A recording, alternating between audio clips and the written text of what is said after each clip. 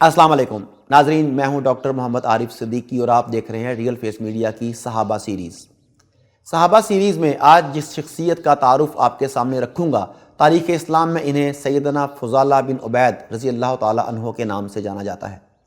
سیدنا فضالہ بن عبید انصاری بہت بلند مرتبہ صحابی تھے۔ ان کا نام فضالہ اور کنیت ابو محمد تھی۔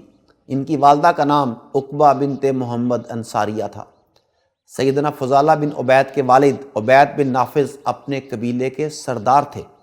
اوس اور خزرج کی لڑائی میں انہوں نے اپنے قبیلے کی طرف سے نمایاں کردار ادا کیا۔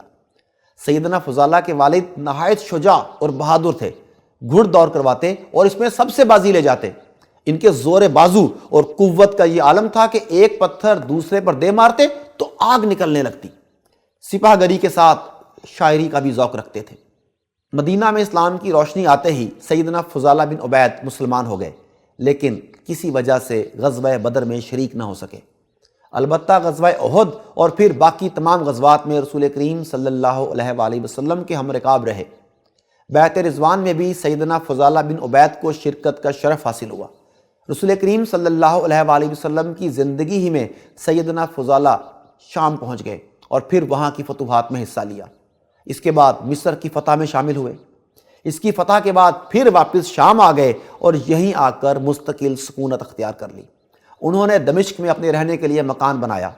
بعض روایتوں میں ہے کہ سیدنا امیر معاویہ رضی اللہ تعالی عنہ نے ان کا مکان بنوا کر دیا تھا۔ سیدنا عثمان غنی رضی اللہ تعالی عنہ کے عہد خلافت میں سیدنا فضالہ بن عبید دمشق کے قاضی رہے۔ دمشق کے قاضی سیدنا ابو درداء تھے۔ ان کی طبیعت بہت زیادہ خراب ہو گئی۔ سیدنا امیر معاویہ نے ان کی وفات سے پہلے ان سے پوچھا، آپ کے بعد دمشق کا قاضی کس کو بنایا جائے؟ انہوں نے فرمایا، میرے بعد سیدنا فضالہ بن عبید کو دمشق کا قاضی مقرر کیا جائے۔ سیدنا ابو درداء فوت ہوئے تو سیدنا امیر معاویہ نے سیدنا فضالہ کو بلوا کر دارالامارہ کا محکمہ قضاء ان کے سپرد کر دیا۔ جب سیدنا معاویہ صفین میں مقابلہ کے لیے نکلے تو دمشق میں اپنا جانشین سیدنا فضالہ بن عبید رضی اللہ تعالی عنہ کو ہی بنایا۔ اس موقع پر انہوں نے جو الفاظ کہے وہ خاص طور پر قابل ذکر ہیں۔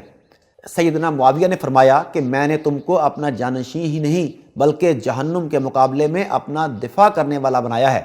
سیدنا معاویہ نے 49 ہجری میں روم کی سلطنت پر لشکر کشی کی تو تمام لشکر سیدنا فضالہ بن عبید ہی کی ماتحتی میں دیا۔ انہوں نے رومیوں کے بہت سے فوجیوں کو گرفتار کر لیا۔ اسی دوران سیدنا فضالہ بن عبید نے جزیرہ قبرص پر بھی حملہ کیا۔ سیدنا امیر معاویہ کی طرف سے آپ درب کے بھی عامل مقرر ہوئے۔ درب ترسوس اور بلاد روم کے درمیانی علاقے کا نام ہے۔ مورخین نے ان کی سادگی کے حوالے سے لکھا ہے کہ یہ بہت درویش صفت انسان تھے۔ ایک بار ایک شخص سیدنا فضالہ کے پاس مصر آیا۔ اس نے حدیث سننے کے لیے ملاقات کی۔ اس نے دیکھا کہ آپ کا سر پراگندہ اور پاؤں ننگے ہیں۔ وہ بڑا متعجب ہوا اور بولا کہ امیر شہر ہو کر آپ کی یہ حالت؟ تو سیدنا فضالہ نے فرمایا، ہم کو رسول کریم صلی اللہ علیہ وآلہ وسلم نے زیادہ تن آسانی اور بناؤ سنگار کی ممانعت کی ہے اور کبھی کبھی ننگے پیر رہنے کو بھی فرمایا ہے۔ سیدنا فضالہ بن عبید ایوان حکومت کے ساتھ مجلس علم میں بھی لوگوں کے لیے مرجع تھے۔ لوگ دور دراز سے حدیث سننے آتے۔ جو شخص رسول اللہ صلی اللہ علیہ وآلہ وسلم کے شرف صحبت سے مشرف اور حضرت عمر اور حضرت ابو درداء جیسے اساطین امت سے مستفیض ہوا ہو، اس کے فضل و کمال کا کیا اندازہ ہو سکتا ہے۔ سیدنا فضالہ بن عبید نے رسول کریم صلی اللہ علیہ وآلہ وسلم سے تقریباً 50 احادیث بیان فرمائی ہیں۔ بڑے بڑے تابعین اور بعض صحابہ کرام بھی ان سے احادیث سننے کے لیے ان کے پاس آیا جایا کرتے۔ دارالسلطنت دمشق کی مسند قضاء کے لیے اور پھر حضرت ابو درداء جیسے بزرگ کی رائے سے منتخب ہونا سیدنا فضالہ بن عبید کی قابلیت کی بہت بڑی دلیل ہے۔ سیدنا فضالہ بن عبید رسول کریم صلی اللہ علیہ وآلہ وسلم کے احکام کی تعمیل اور سنت کی پابندی کا ہر کام میں خیال رکھتے۔ مارکہ روم میں ایک مسلمان کا انتقال ہوا تو سیدنا فضالہ نے حکم دیا کہ ان کی قبر زمین کے برابر بنائی جائے، کیونکہ رسول کریم صلی اللہ علیہ وآلہ وسلم ہمیں اسی کا حکم دیتے تھے۔ اس کے علاوہ بھی جو مسلمان روم میں شہید ہوئے سب کی قبریں اسی طرح بنوائیں۔ سیدنا فضالہ نے 53 ہجری میں وفات پائی۔